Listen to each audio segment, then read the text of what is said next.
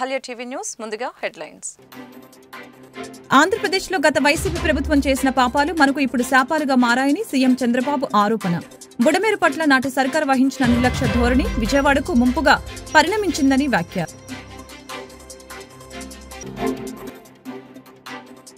చంద్రబాబు తప్పుడు సంప్రదాయానికి శ్రీకారం చుట్టారని, రేపు టీడీపీ నాయకులకు కూడా ఇదే గతి పడుతుందని మాజీ ముఖ్యమంత్రి జగన్ హెచ్చరిక. రెడ్ బుక్ అంటున్నారని, అదేమీ ఘనకార్యం కాదని వ్యాఖ్య.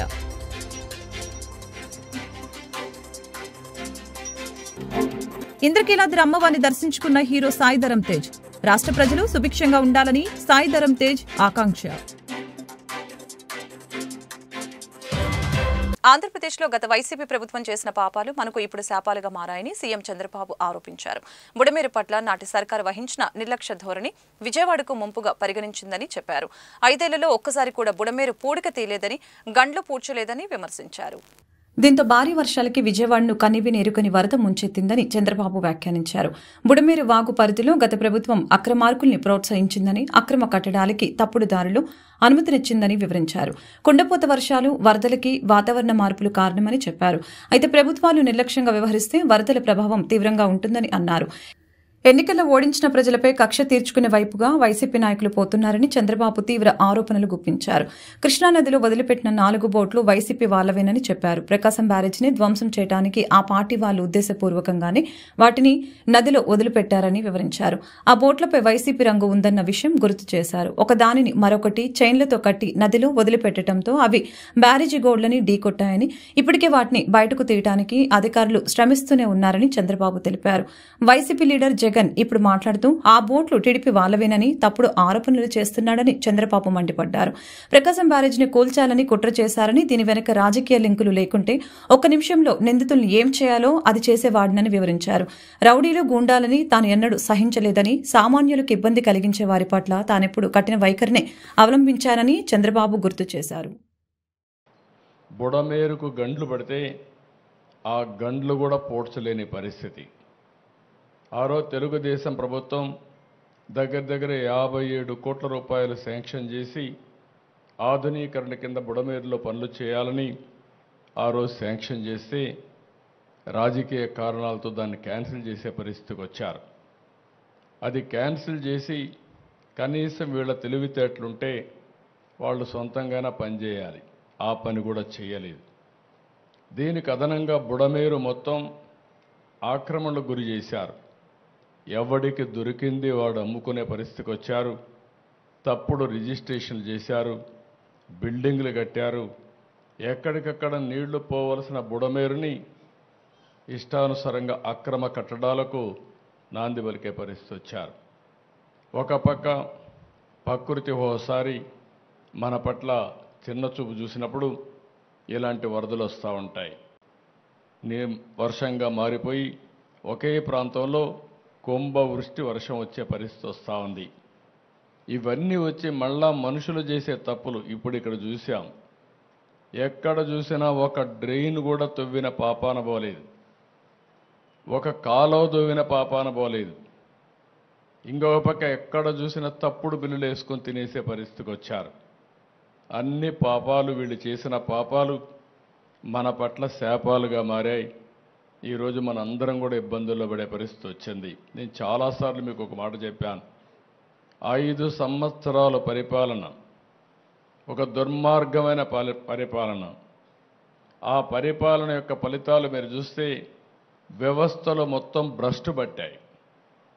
పనిచేసే వ్యక్తులు పనిచేయలేని పరిస్థితికి వచ్చారు. చంద్రబాబు తప్పుడు సాంప్రదాయాలకి శ్రీకారం చుట్టారని, రేపు టీడీపీ నాయకులకు ఇదే గతి పడుతుందని, వారు కూడా ఇదే జైల్లో ఉండాల్సి వస్తుందని మాజీ ముఖ్యమంత్రి జగన్ ఘాటు హెచ్చరికలు చేశారు.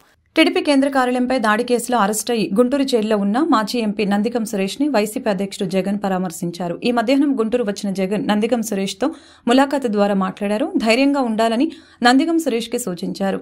పార్టీ అన్ని విధాలా అండగా ఉంటుందని భరోసా ఇచ్చారు. అనంతరం జైలు వెలుపల జగన్ మీడియాతో మాట్లాడారు. చంద్రబాబు తప్పుల నుంచి దృష్టి మరల్చేందుకే 4 ఏళ్ల నాటి కేసులో తిరగదోడారని ఆరోపించారు. అక్రమ కేసు బనాయించి ఒక దళిత నేతను అరెస్టు చేశారని ఆగ్రహం వ్యక్తం చేశారు. ఇంత దుర్మార్గపు పాలన ఎక్కడా లేదని అన్నారు. నాడు దాడి ఘటనలో నందిగం సురేష్ పాల్గొని ఉంటే సీసీటీవీ ఫుటేజ్లో కనిపించాలి కదా అని వ్యాఖ్యానించారు. ముఖ్యమంత్రిగా ఉన్నప్పుడు నన్ను కూడా దూషించారు, అయినా గాని చంద్రబాబుల కక్ష సాధింపు చర్యలకు దిగలేదు కదా అని అన్నారు. చంద్రబాబు తప్పుడు సాంప్రదాయానికి శ్రీకారం చుట్టారని, రేపు టీడీపీ నాయకులకి కూడా ఇదే గతి పడుతుందని, వారు కూడా ఇదే జైల్లో ఉండాల్సి వస్తుందని ఘాటు హెచ్చరికలు చేశారు. రెడ్ బుక్ అంటున్నారని, అదేమీ ఘనకార్యం కాదని వ్యాఖ్యానించారు. చంద్రబాబు పాలనని నిర్లక్ష్యం చేసి రెడ్ బుక్ పైనే శ్రద్ధ చూపిస్తున్నాడని ధ్వజమెత్తారు. చంద్రబాబు నాయుడు గారు ప్రభుత్వం వచ్చి 3-4 నెలలు కూడా కాయిపోలా. ఈ 3-4 నెలల్లో చంద్రబాబు నాయుడు గారి పరిపాలన ఎంత దారుణంగా ఉంది అని అంటే నిజంగా నాకు ఆశ్చర్యం కలిగించే విషయాలు, ఆశ్చర్యం కలిగించే విషయాలు కనిపిస్తాయి. ఇదే పెద్ద మనిషి చంద్రబాబు నాయుడు గారు ఎంత రెడ్ బుక్ పాలనలో నిమగ్నమై ఉన్నాడు అని అంటే, పరిపాలన ఎంత గాలికి వదిలేశాడు అని అంటే, ఇదే పెద్ద మనిషి చంద్రబాబు నాయుడుకు తుఫాను వస్తూ ఉంది అని సంకేతం తెలుసు. బుధవారం నాడే తుఫాను, శుక్రవారం సాయంత్రం నుంచి తుఫాను రాబోతా ఉంది, భారీ స్థాయిలో వర్షాలు పడతాయి, అతి భారీ వర్షాలు కురుస్తాయి శుక్రవారం సాయంత్రం నుంచి అని తనకు అలర్ట్ వచ్చింది. బుధవారం నాడే చంద్రబాబు నాయుడు దగ్గర బుధవారము, గురువారము, శుక్రవారం మధ్యాహ్నం దాకా టైం ఉండేది. కానీ చంద్రబాబు నాయుడు గారు అనే వ్యక్తి ఎంతగా ఈ మనిషి రెడ్ బుక్ పాలన మీద ధ్యాస పెడతా ఉన్నాడో తప్ప ప్రజల మీద, ప్రజల అగసాట్ల మీద ధ్యాస పెట్టడం లేదన్న దానికి ఇదే నిదర్శనం. 2.5 రోజు టైం ఉన్నా కూడా, బుధవారము, గురువారము, శుక్రవారం మధ్యాహ్నం దాకా టైం ఉన్నా కూడా చంద్రబాబు నాయుడు గాలికి వదిలేసాడు ప్రజలను. తాను అదే రోజే, బుధవారం రోజే, అలర్ట్ వచ్చిన రోజే తాను రివ్యూ మీటింగ్ తీసుకొని ఉంటే డ్యాములన్నీ ఒకవైపున నిండి ఉన్నాయి అనే సంగతి తనకు తెలుసు. పై రాష్ట్రాల నుంచి, మహారాష్ట్ర నుంచి, కర్ణాటక నుంచి, తెలంగాణ నుంచి నీళ్లు వస్తున్నాయని సంగతి తెలుసు. మాన్సూన్ వల్ల అటు పై రాష్ట్రాల నుంచి వరదలు వస్తూ ఉన్నాయనే సంగతి తెలుసు. మన రాష్ట్రంలో కూడా తుఫాన్ రాబోతా ఉంది అనే సంగతి కూడా తెలుసు. మరి అలాంటప్పుడు చంద్రబాబు నాయుడు ఏం చేయాలి? బుధవారం రోజు రివ్యూ తీసుకొని రెవెన్యూ సెక్రటరీని, చీఫ్ సెక్రటరీని, ఇరిగేషన్ సెక్రటరీని, హోమ్ సెక్రటరీని వీళ్ళందరినీ కూడా పిలిచే కార్యక్రమం చేయాలి. వీళ్ళందరితో రివ్యూ తీసుకుంటే వీళ్ళందరూ ఆ తర్వాత కలెక్టర్లతో వెళ్ళి కలెక్టర్లతో వీళ్ళంతా కూడా చేయాల్సిన పనులు చేస్తారు. ఇరిగేషన్ సెక్రటరీ ఉన్న డ్యాములను ఖాళీ చేయిస్తాడు. శ్రీశైలంలోను, నాగార్జున సాగర్లోను, పులిచింతల్లోను 3 డ్యాముల్లోనూ కనీసం ప్రతి డ్యామ్లోనూ ఒక 25-30 టీఎంసీలు తగ్గించుకుంటూ వచ్చి కనీసం ఒక 80-90 టీఎంసీలు మేరకు తగ్గించి ఈ 3 డ్యాముల్లో కలిపి ఒక ఫ్లడ్ కుషన్ మెయింటైన్ చేస్తాడు ఇరిగేషన్ సెక్రటరీ. దానివల్ల పైనుంచి వచ్చే నీళ్లను, ఇతర రాష్ట్రాల నుంచి వచ్చే నీళ్లను, ఈ ఫ్లడ్ కుషన్ ఉంది కాబట్టి నీళ్లను అక్కడే ఆపిడొచ్చు. రెవెన్యూ సెక్రటరీ వెంటనే రిలీఫ్ క్యాంపులు ఏర్పాటు చేస్తాడు. ఆ రిలీఫ్ క్యాంపుల్లో ఏర్పాట్లు బాగున్నాయా లేదా, రిలీఫ్ క్యాంపులు ఎక్కడున్నాయి, ఎక్కడ పెట్టాలి, ఆ రిలీఫ్ క్యాంపుల్లో ఏర్పాట్లను పర్యవేక్షిస్తాడు రెవెన్యూ సెక్రటరీ. హోమ్ సెక్రటరీ లోతట్టు ప్రాంతంలో ఉన్న వాళ్ళందరికీ ఇన్ఫార్మ్ చేసి వాళ్ళందరికీ కూడా చెప్పి ఇలా తుఫాన్ రాబోతా ఉంది అని చెప్పి వాళ్ళందరినీ షిఫ్ట్ చేసే కార్యక్రమం హోమ్ సెక్రటరీ చేయిస్తాడు. మరి నేను అడుగుతా ఉన్నా, ఇదే పెద్ద మంచి చంద్రబాబు నాయుడు ఇవన్నీ చేశాడా అని అడుగుతా ఉన్నా. మరి ఇవన్నీ ఎందుకు చేయలేదు చంద్రబాబు అని అడుగుతా ఉన్నా. ఇవన్నీ చేయకపోవడం వల్ల, ఫ్లడ్ కుషన్ ఏర్పాటు చేయకపోవడం వల్ల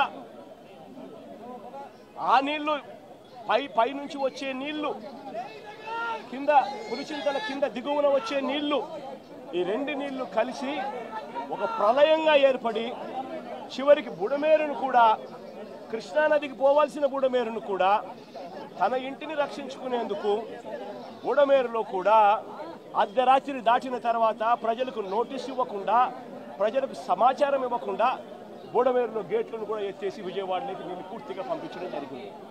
నేను అడుగుతా ఉన్నా, చంద్రబాబు నాయుడు చేసిన ఈ దుశ్చర్యకు, చంద్రబాబు నాయుడు చేసిన ఈ తప్పుడు పనికి ఏకంగా 60 మంది పైచిలకు చనిపోయినారు.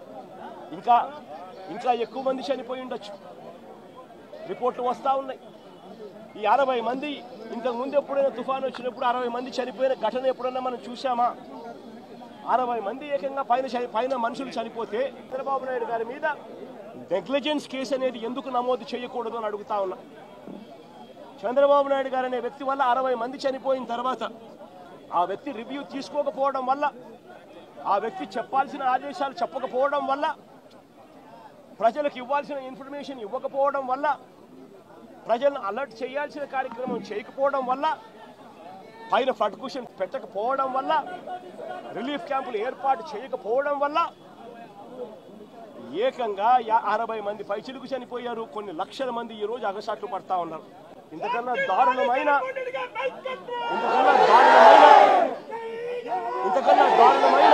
పాలన ఎక్కడైనా ఉంటుందా అని అడుగుతా ఉన్నా. ఈ పెద్ద మనిషి ఈ నేరాన్ని కూడా, ఈ తప్పును కూడా డైవర్ట్ చేసేందుకు ఒకవైపున సురేష్ లాంటి ఎక్స్-ఎంపీని, విజయవాడ డిప్యూటీ మేయర్ భర్తను, ఇలాంటి వాళ్ళని టాపిక్ డైవర్ట్ చేసేందుకు 4వ తేదీ రాత్రే అరెస్ట్ చేయించే కార్యక్రమం చేస్తున్నారు. విజయవాడ శ్రీ దుర్గా మల్లేశ్వర స్వామి వారి దేవస్థానం ఇంద్రకీలాద్రిపై వేంచేసి ఉన్న శ్రీ కనకదుర్గ అమ్మవారిని మెగా హీరో సాయిధరం తేజ్ దర్శించుకున్నారు.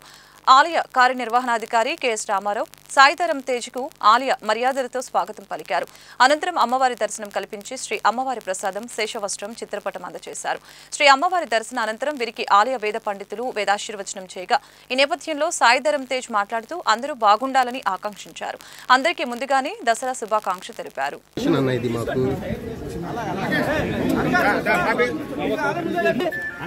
మీడియా వాళ్ళమన్నా గతమౌలు కాకుండా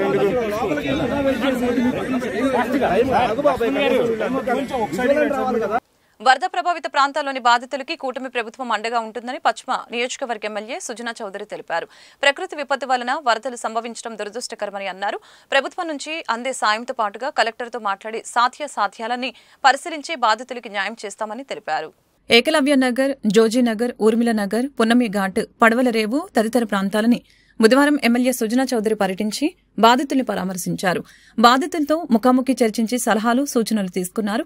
వరద విపత్తు ప్రారంభమైన నాటి నుంచి నిరంతరం సహాయక చర్యల్ని పర్యవేక్షించిన సుజన బాధితులకి సక్రమంగా అందాయా లేదా అని అడిగి తెలుసుకున్నారు. ఆహారం, వాటర్ బాటిల్ని, పాలు నిరంతరం అందించారని బాధితులు సంతృప్తిని వ్యక్తం చేసినట్లు తెలియజేశారు. ప్రభుత్వం నుంచి అందే సాయంతో పాటుగా కలెక్టర్తో మాట్లాడి సాధ్యాలను పరిశీలించి బాధితులకి న్యాయం చేస్తామని తెలియజేశారు. ఏకలవ్య నగర్లోని పలు ప్రాంతాల్లో నివాసాలని శుభ్రపరచడానికి ఫైర్ ఇంజిన్లను ఏర్పాటు చేయాలని బాధితులు సుజనాకి చెప్పగా సంబంధిత సిబ్బందికి ఆదేశాలు జారీ చేశారు. సుజనా వెంట పోలీసు, హౌసింగ్ కార్పొరేషన్ మాజీ చైర్మన్ నాగుల్ మీరా, ఎన్టీఆర్ జిల్లా బీజేపీ అధ్యక్షులు అడ్డూరి శ్రీరామ్, తెలుగుదేశం సీనియర్ నాయకులు బొమ్మసాని సుబ్బారావు, పైల సోమినాయుడు, కూటమి నాయకులు కోనికి కొండయ్య, విశ్వేశ్వరరావు, కోటేశ్వరరావు, పేరం సత్యనారాయణ, రమాదేవి, బొమ్ము గోవింద, లక్ష్మి తదితరులు పాల్గొన్నారు. చాలా మంది మాట్లాడితే తెలిసింది ఏంటంటే ప్రభుత్వం బ్రహ్మాండంగా చేసింది చాలా వరకు. అంటే 10 రోజుల్లో వాళ్ళు కనుక ఉపాధి కూడా లేక ఎక్కడికి పనులు చేసుకోవడానికి వెళ్ళలేకపోయారు. అదొక నష్టం ఉంది. అవి కాక చిన్న చిరు వ్యాపారస్తులు ఉల్లిపాయలు కానీ బంగాళదుంపలు కానీ ఇట్లా అమ్మేవాళ్ళు, అది కూడా ఎన్యూమరేషన్లో రాలేదనేది ఒకటి. తర్వాత చిన్న ఎంబ్రాయిడరీ మిషన్లు అవి ఇవి పాడైనాయి అట. ప్రభుత్వానికి కొన్ని పరిమితులు ఉంటాయి. ఆ పరిమితుల్లో ఎంతవరకు చేయగలరో అంత బ్రహ్మాండంగా చేస్తూ ఉన్నారు. ఈ కూటమి ప్రభుత్వంలో ఏంటంటే ప్రతి పార్టీ కార్యకర్తలు, జనసేన, తెలుగుదేశం, బీజేపీ కార్యకర్తలు, నాయకులు అందరూ కూడా కష్టపడి పనిచేస్తున్నారు. అది కాకుండా ఎమ్మెల్యే ఆఫీస్ నుండి సుజనా ఫౌండేషన్ తరఫున ఈ 10 రోజులు నిమిషం కనుక్కొని చేసాం అన్నీ.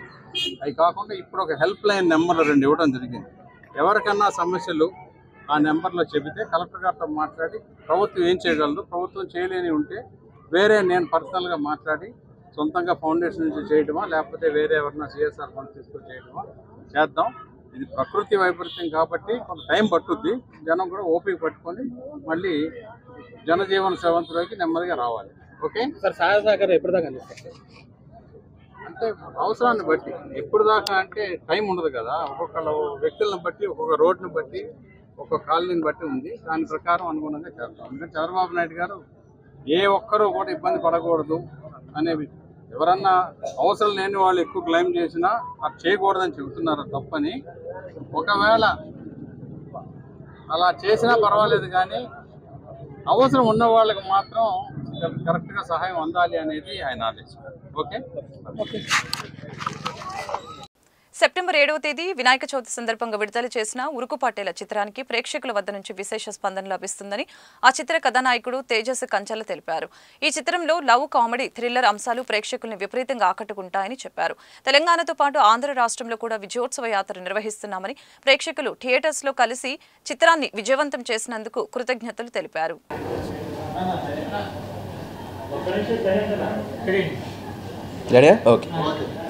అందరికీ నమస్కారం.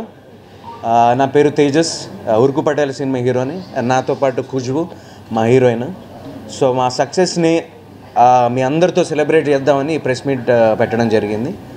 అండ్ తెలంగాణలో కాదు, ఆంధ్రాలో కూడా మా సినిమా బాగా నడుస్తుంది. సో ఈ టాక్ కంటిన్యూ అయ్యి ఇంకో పెద్ద హిట్ అవ్వాలని నేను ఈ ప్రెస్ మీట్కి వచ్చాను. సో ఏమన్నా క్వశ్చన్స్ ఉంటాయి, రెడీ టు టేక్.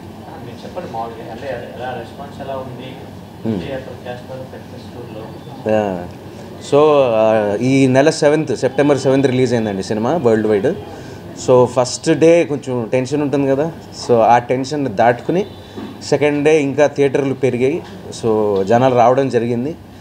సో అది కూడా మీ ఇటు సైడ్ వచ్చి అందరితో పంచుకుందాము, అటు సైడే కాదు అని ఈ సక్సెస్ టూర్ ప్లాన్ చేసి చేయడం జరిగింది.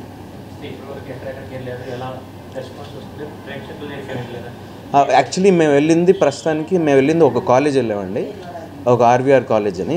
జనాల రెస్పాన్స్, వాళ్ళ యూత్ తెలిసింది కదా. అండ్ పొద్దున మేము ఒక థియేటర్కి వెళ్ళాము. అసలు very very very nice response. నేను ఇంటర్వెల్కి ఒక వాళ్ళతో చూసి వాళ్ళు జెన్యున్ రియాక్షన్ తీసుకుని వాళ్ళతో ఇంటరాక్ట్ అయ్యి వాళ్ళతో ఫోటోలు దిగి అప్పుడు నేను ఇప్పుడు ఇటు వచ్చామండి. అంటే అటు సైడు తెలంగాణ సైడ్లో బాగా డబ్బులు ఉన్న వాళ్ళు, ల్యాండ్ లార్డ్లు, వాళ్ళని పటేల్ అని పిలిచేవారు. సో ఆ బ్యాక్డ్రాప్ అది కాబట్టి వాడు సినిమా హీరో పేరు పటేల్ సినిమాలో. అసలు వీడు ఎందుకు పరిగెత్తాడు, దేని వైపు పరిగెత్తుతున్నాడు అనేది ఉరుకు. సో ఉరుకు పటేల. ఇట్స్ గుడ్ అండి. అంటే తెలియడానికి కొంచెం టైం పట్టింది. సో అది ఇంకా తెలియాలి అని చెప్పడానికి ఈ ప్రయత్నం.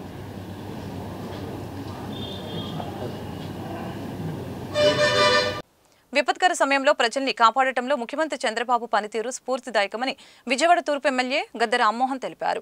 బాధితులకు ఆహారం, మంచినీరు పంపిణీ చేయడంతో పాటు ఇళ్లలో జరిగిన నష్టానికి పరిహారం కూడా ప్రభుత్వం అందజేస్తుందని అన్నారు.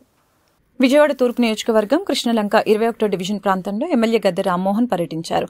ఈ సందర్భంగా వరద బాధితులకి దుప్పట్లు పంపిణీ చేశారు. అనంతరం ఎమ్మెల్యే మాట్లాడుతూ క్రైసిస్ మేనేజ్మెంట్లో సీఎం చంద్రబాబు ముందు ఎవరూ సరిపోరని అన్నారు. గత ప్రభుత్వ హయాంలో ఎన్నోసార్లు వరదలు వచ్చినా ప్రజలకి పరిహారం ఇచ్చిన దాఖలాలు లేవని తెలిపారు. కానీ టీడీపీ ప్రభుత్వం వరద బాధితులకి అండగా నిలిచిందని, ఆహారం, మంచినీరు పంపిణీ చేయడంతో పాటు జరిగిన నష్టాన్ని అంచనా వేసి పరిహారం అందించేందుకు కృషి చేస్తుందని తెలిపారు. బాధితులకు అండగా నిలిచేందుకు అన్ని విధాల ముఖ్యమంత్రి చంద్రబాబు చర్యలు తీసుకుంటున్నారని తెలిపారు. నారా చంద్రబాబు నాయుడు గారు క్రైసిస్ మేనేజ్మెంట్ తెలిసిన వ్యక్తిగా కృష్ణా వరదల వల్ల, అదేవిధంగా బుడమేరు వరదలకై బాధపడిన వారు, ఇబ్బంది పడిన వాళ్ళందరూ కూడా చేయూతనివ్వాలా, వాళ్ళు మరలా నిలదొక్కునే అవకాశం కల్పించాలని చెప్పి గత వారం 10 రోజుల నుంచి కూడా అందరికీ భోజనాల ఏర్పాట్లో కానీ, అదేవిధంగా బట్టల పంపిణీలో కానీ, రేషన్ పంపిణీలో కానీ ప్రత్యేకమైన శ్రద్ధ వహించి అధికారుల్ని ఒక్కొక్క డివిజన్కి ఒక కలెక్టర్ స్థాయి ఐఏఎస్ని ఏర్పాటు చేయటం, అదేవిధంగా ఒక మున్సిపల్ కమిషనర్, ఈ రాష్ట్రంలో ఉన్న అన్ని మున్సిపాలిటీ నుంచి కమిషనర్స్ని వాళ్ళ వర్కర్లు కూడా తీసుకొచ్చి ఎలాంటి వ్యాధులు కూడా ప్రబలకుండా వాటి నుండి అరికట్టడానికి చేసిన ఏర్పాట్లు కానీ, ఈ రోజున దుప్పట్లు, చీర, లుంగి, టవలు, అదేవిధంగా దోమల బారి నుంచి కాపాడుకోవడానికి కాయిల్స్, అదేవిధంగా మాస్కులు, ఇవన్నీ కూడా ఏర్పాటు చేయడం జరిగింది. 2-3 రోజుల్లో ఎవరికైతే తడిసి సామాన్లు నష్టపోయారో వారికి పారితోషికం కూడా ఇవ్వబడుతుంది.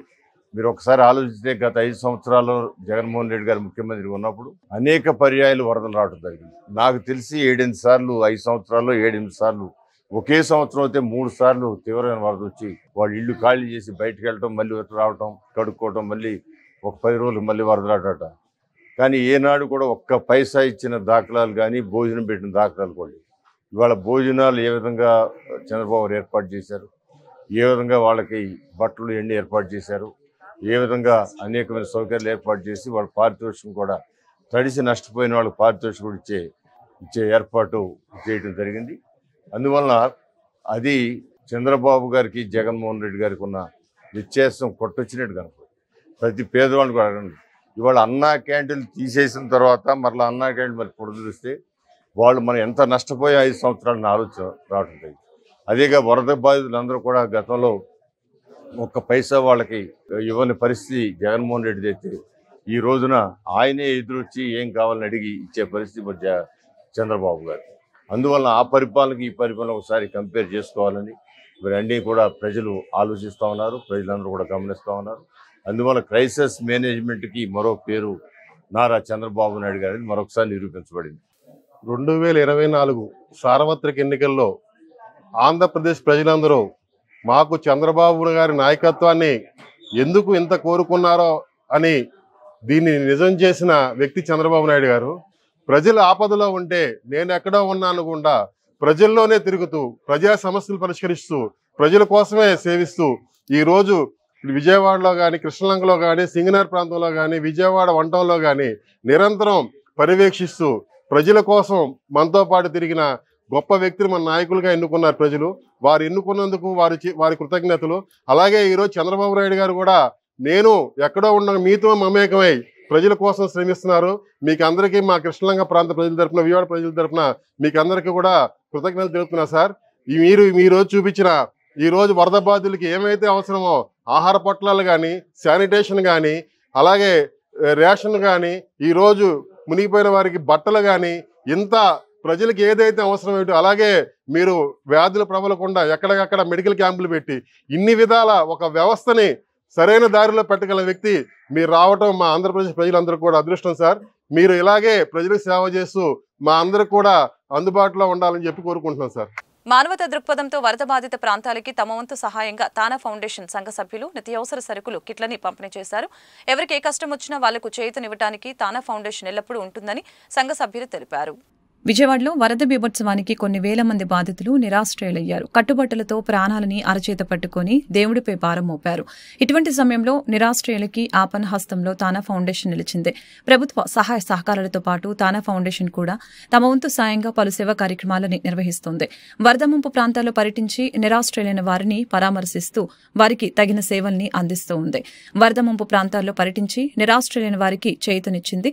తానా foundation India chairman Shashikant Vallepalli ఆధ్వర్యంలో విజయవాడలోని వరద ముంపు ప్రాంతాలైన ఇబ్రహీంపట్నం మండలం ఈలప్రోలు గ్రామాల్లో 1645 మందికి నిత్యావసర సరుకుల కిట్లని పంపిణీ చేశారు. సేవా దృక్పథంతో మరిన్ని సేవా కార్యక్రమాలు చేయడానికి తానా ఫౌండేషన్ ఎల్లప్పుడూ సిద్ధంగా ఉంటుందని తెలిపారు. ఆపదలో ఉన్నవారికి సాటి మనుషులుగా మన ఆపన్న హస్తం అందించినప్పుడే మన జన్మకు సార్థకమని గుంటూరు పశ్చిమ నియోజకవర్గ ఎమ్మెల్యే గల్లా మాధవి పేర్కొన్నారు. బుధవారం గుంటూరు పశ్చిమ నియోజకవర్గం టీడీపీ కార్యాలయం వద్ద ఎమ్మెల్యే గల్లా మాధవి ఆధ్వర్యంలో విజయవాడ వరద బాధితుల కోసం సుమారు 15 లక్షలు విలువ చేసే నిత్యావసర సరుకులు, ఔషధాలు, దుప్పట్లు తీసుకువెళ్లే వాహనానికి ఎమ్మెల్యే గల్లా మాధవి జెండా ఊపి ప్రారంభించారు. ఈ సందర్భంగా ఎమ్మెల్యే గల్లా మాధవి మాట్లాడారు.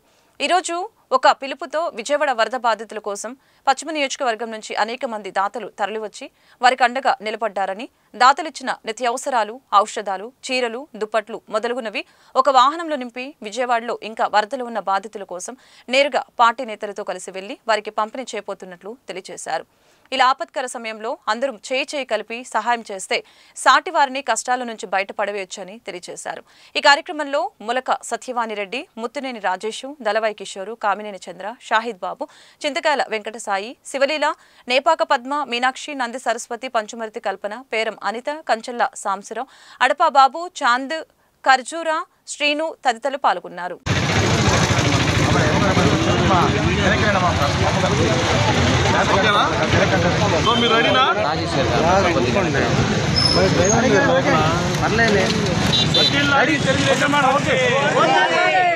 నారా చంద్రబాబు నాయుడు గారి నాయకత్వం, గల్లా మాధవ్ గారి నాయకత్వం.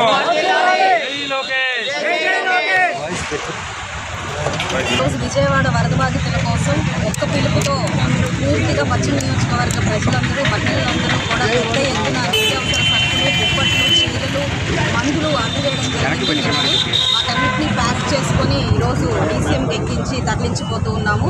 అక్కడ అవసరార్థం వరదల్లో చిక్కుకొని ఇంకా బయటికి రాని పరిస్థితుల్లో ఉన్న ప్రజలందరికీ కూడా ఈ సరుకులు మందులు దుప్పట్లు అందజేసే ప్రయత్నం చేయబోతున్నాము. అందరం కలిసికట్టుగా బయలుదేరి ఈరోజు అక్కడ అవసరార్థాలు అన్నీ డిస్ట్రిబ్యూట్ చేస్తూ ఉన్నాము.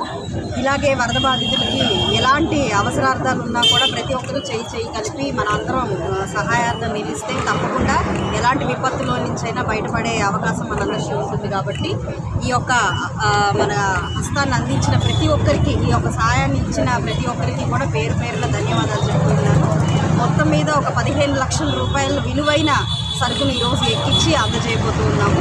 నాకు ఈ తోడ్పాటు ఇచ్చిన ప్రతి ఒక్కరికి పేరు పేరున వార్తలు ముగించే ముందు ముఖ్యాంశాలు మరొకసారి. ఆంధ్రప్రదేశ్లో గత వైసీపీ ప్రభుత్వం చేసిన పాపాలు మనకు ఇప్పుడు శాపాలుగా మారాయని సీఎం చంద్రబాబు ఆరోపణ. బుడమేరు పట్ల నాటి సర్కార్ వహించిన నిర్లక్ష్య ధోరణి విజయవాడకు ముంపుగా పరిణమించిందని వ్యాఖ్య.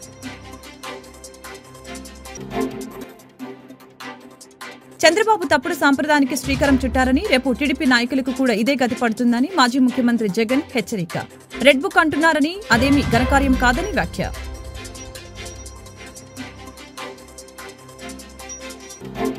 ఇంద్రకీలాద్రి అమ్మవారిని దర్శించుకున్న హీరో సాయి ధరమ్ తేజ్. రాష్ట్ర ప్రజలు సుభిక్షంగా ఉండాలని సాయి ధరమ్ తేజ్ ఆకాంక్ష. ఈ వార్తలు ఇంతటితో సమాప్తం. మరొక బులెటిన్లో మళ్ళీ కలుద్దాం. నమస్కారం.